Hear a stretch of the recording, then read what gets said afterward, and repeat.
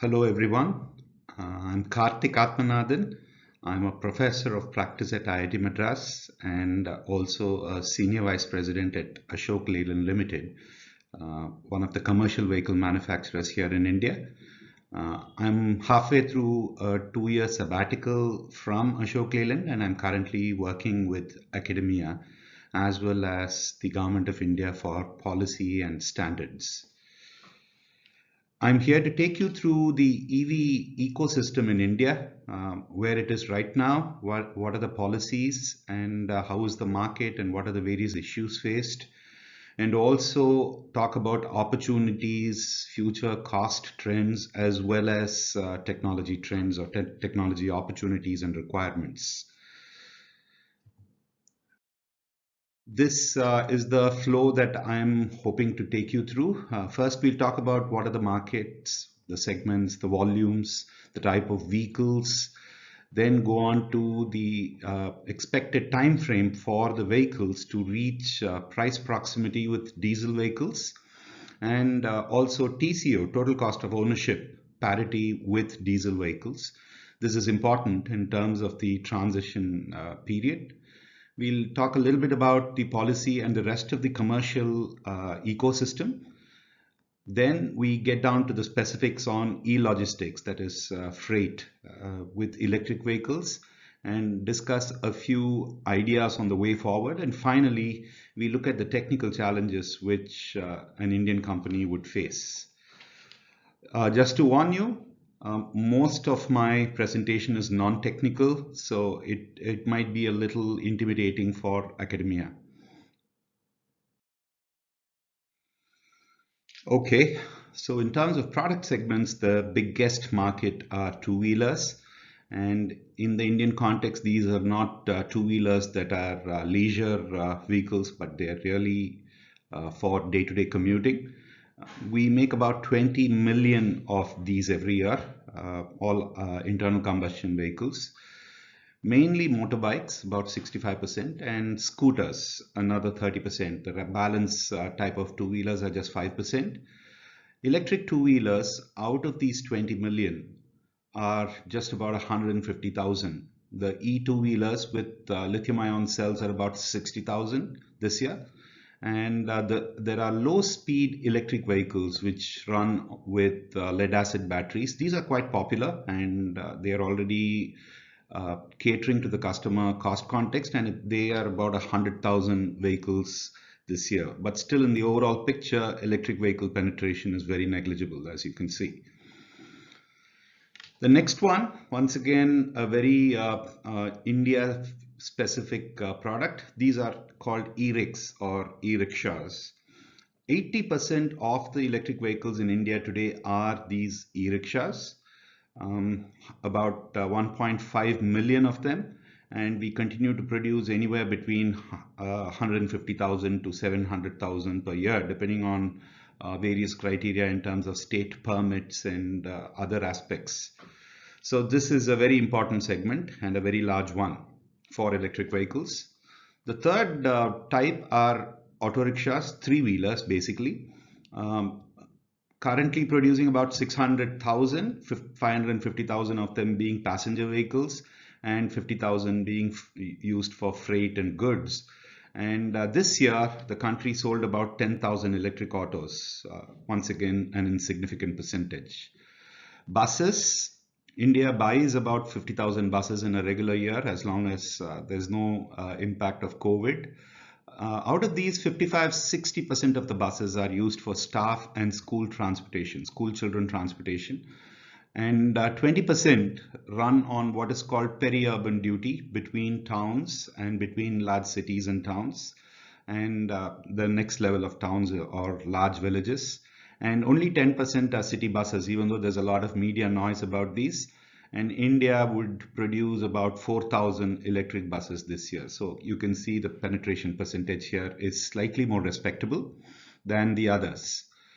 The next one, small light commercial vehicles. India produces about 700,000 of these over all our ICE products. And the electric version on the roads are just about 5,000, totally insignificant. We then talk about trucks that, depending on the year and the economy, anywhere between 150,000 to 250,000. Mainly rigids and tippers. So unlike Europe and the US, we do not have too many tractor trailers, and there's nil electrification on this front so far.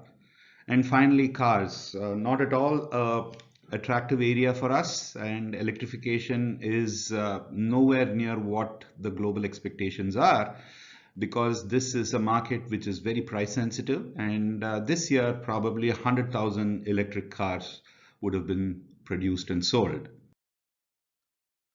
Next, we go to the price proximity and total cost parity with ICE engines. So if you look at the price proximity column first, we are talking about when an electric vehicle will be more or less the same price as an ICE vehicle, right? So for two-wheelers, it is expected that by 2026, they would be priced at levels very similar to combustion engine vehicles. E-rickshaws, it's out of context. There is no comparable combustion engine product. For autos, the three-wheelers, once again expected to be 2026. Now, we need to remember that all these dates are without taking subsidies into account, because those are very temporary enabling phenomena, and they will not be market moving criteria. For buses and trucks, we do not expect price parity ever. They would be more expensive than their ICE counterparts. And for light commercial vehicles, small trucks, price parity is expected by 2030, and for cars, once again, by 2030. Now, for total cost of ownership, there are two ways the customer looks at it. Some of the consumer type customers, they are always looking at monthly cash outflow parity, not really total cost of ownership, while commercial applications will be looking at total cost of ownership. So if you look at two-wheelers, by 2024, we are expecting that customers and consumers will find the monthly cash outflow pretty much in line with the current ICE vehicle levels. For e-rickshaws, once again, it's already achieved and it's doing well already. We need to remember that all these are in the context of number of kilometers covered per day. So for two-wheelers, it's about 40 kilometers a day. When you go to autos, they are all commercial vehicles, about 120 kilometers a day with a loan of 7 years. This has already been achieved in 2020. So it's the total cost, or the monthly EMIs, monthly cash flow is no longer an issue. For buses, for those buses which run for 450 kilometers a day, cost parity is achieved, and for 200 kilometers a day, which are the city buses, it will be about 2026. And for school buses and staff buses, about 70 kilometers per day, we are expecting it by 2030. So price parity may not come, but total cost of ownership parity will be setting in by 2030 is the expectation. For light commercial vehicles, we expect TCO parity at 150 kilometers per day only by 2026. For trucks, 600 kilometers per day is already achieved, and primarily it's ready to go for those applications where it is a repeat round trip every day, covering about 600 kilometers or a little bit more. For cars, we are expecting the monthly cash flow payment for the consumers to set in only by 2030, if not later. Now, policy and ecosystem. For two-wheelers, there's been a massive increase in subsidies earlier this year. Very good response from the market for this.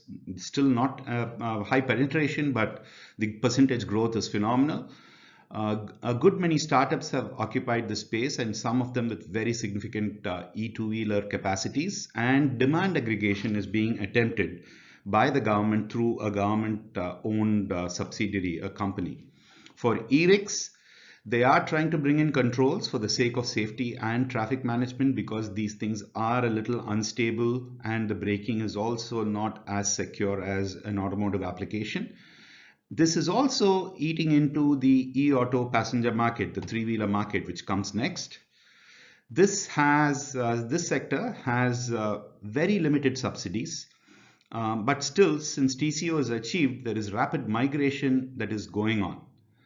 And they are also looking at demand aggregation for this at a national level so that the prices can come down even further. But the growth of this segment is going to be sensitive to the charging infrastructure, which is really not in place. A lot of provisions, lot of discussions, and a lot of schemes announced, but the ground reality is you do not have it as a uniform presence across the city. And like the e-rickshaws are closing in on the auto applications in passenger, the auto goods vehicles are eating into the light commercial vehicle market. Next one, buses. Massive subsidies in place, but it is given only to state government services, the public transport authorities. Demand aggregation, once again, is being tried in this sector. It's just started work on that. And regulatory mandates likely to come in a few years for some of the applications. So city buses, they might come up with regulatory mandates saying you cannot register new vehicles that are ICE engine, and you have to migrate your entire fleet to electric by so and so time, etc. This is under discussion, but not really out for media and public consumption yet. Light commercial vehicles, very limited subsidies. They are not viable as of today at current level of subsidies and current level of upfront costs. But we are expecting, like in buses, regulatory pressures to come in over a period of time, especially on e-commerce companies, right? And the growth is going to be sensitive, like the autos, the growth is going to be sensitive to charging infrastructure, public charging infrastructure. So you want to see chargers both slow and fast in various places in the cities if this has to take off, just like for the autos. The next one is the trucks. No subsidies at all, not even for charging. No push for any electrification on any front. Hydrogen is being discussed, but not as a government-backed policy or scheme yet. But for hydrogen fuel cells, as of today, the feasibility for operations and the viability for profits are suspect. So we need to see more evidence on these two fronts before we can actually take this seriously. Cars, limited subsidies in place. They do not have any impact on sales, so really not of great use. EMI parity is required, which is expected, as I showed you, by 2030. And EMI is easy monthly installments, right? So, and highway charging infrastructure, that also needs to be in place before the volume grows. So this is going to be a difficult situation. You might be wondering why the cost parity is taking so long for cars in India. It's a long story. We'll be happy to discuss it later. But essentially, it's a completely different market. The kind of vehicles that we use, the kind of people who buy these vehicles and their purchasing powers, as well as the other constraints. It's a situation that is fairly unique to India in almost all the product segments, whether it's the two-wheeler or the trucks or the buses or the cars, right?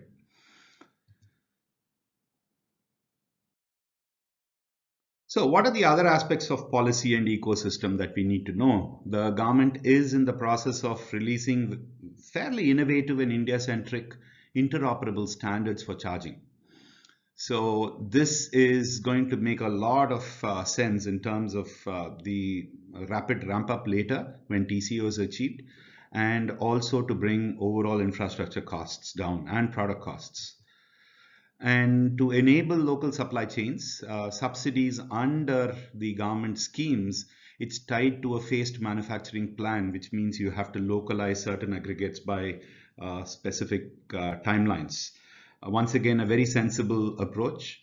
The charger density and 100% grant funding for these chargers, these are committed, but not yet really operationalized. So it's going to be quite a while before we can see chargers all over the place as per the government expectations and norms. Norms have also been released for e-vehicle parking slots for buildings, apartments, offices, etc. But compliance and enforcement is yet to start. It's close to 2 years, 3 years since this was published, but the compliance levels are poor and low right now for new constructions. And to enable local supply chains, the government has once again released a fairly well thought out production linked incentive scheme. And this has been announced, and the response from industry has been very, very encouraging. Unfortunately, in the Indian context, academia is just responding. Industry and government have been at electrification for nearly 5 years, 6 years now. Last 2 years has seen a lot of good traction with academia as well. And R&D so far in the various establishments outside of industry, it's been disconnected with industry and business, and no actions or policies are being discussed as well. So that's a little disappointing and needs some correction, course correction. Local supply chain and capabilities will continue to be mediocre for another 3 or 4 years, and then we will start meaningful activity in the market because the volumes will take off then. And as of today, all new technologies continue to come from abroad. We are yet to see a local ecosystem develop for this. In the context of freight transportation, if you look at auto three-wheeler, what is required is an aggressive and immediate push for public charging infrastructure. So you need a lot of chargers all over the city if you want this segment to take off. And these initially should be done with 100% subsidiary, with, of course, limits on the number of chargers and the price at which they can be supplied. But this is going to help a lot. And what is deployed should be a combination of fast and slow chargers. That's what is going to work better. Energy as a service needs to be treated as a priority sector by the banks who are not really lending much. And finally, immediately there needs to be an announcement on a very fair, well thought out and long-term regulatory mandate which will demand electrified products only to be sold and plying. For light commercial vehicles which do a fair amount of goods transportation, all the steps that are relevant to the autos, that is also to be used here. But also there is a need to drastically increase the vehicle subsidy with time and quantum limits, but current levels are not very viable for businessmen, and we need to look at demand aggregation for this sector as well. And for the large trucks, there are exciting opportunities. Implement 4 or 5 pilots for zero emission trucking, probably 200 trucks per pilot, and then look at specific applications, segments, use those for the pilots in specific corridors with committed charging infrastructure. No subsidies are required, but long-term financing is required. Only then will this be able to take off. Finally, the technology and the engineering side. The India-specific issues are given here. Monsoon downpour. We don't have rains, we have downpours. Fair amount of flooding in the cities quite often. Dust storms and therefore a lot of grime. Humidity. City traffic is messed up completely. And you also have inching traffic up flyovers in cities with huge overloads. And some the issues remain in road and terrain quality, even though there have been good improvements. And in addition to taking care of this, there's a need to de-risk supply chains, probably work on sodium ion cells, similarly work on switch reluctance motors and variable flux motors so that rare earth can be avoided. Tropical conditions, so it might make sense to bring in low-cost titanate cells which do not have the risk of thermal events. And finally, of course, build competence with people. And not just facilities, those are required, but people competence is most important if we want things to be successful. So that's pretty much what I had to say. And it'll be great to have all you people join us in this very unique and exciting EV journey here in India. Thank you very much.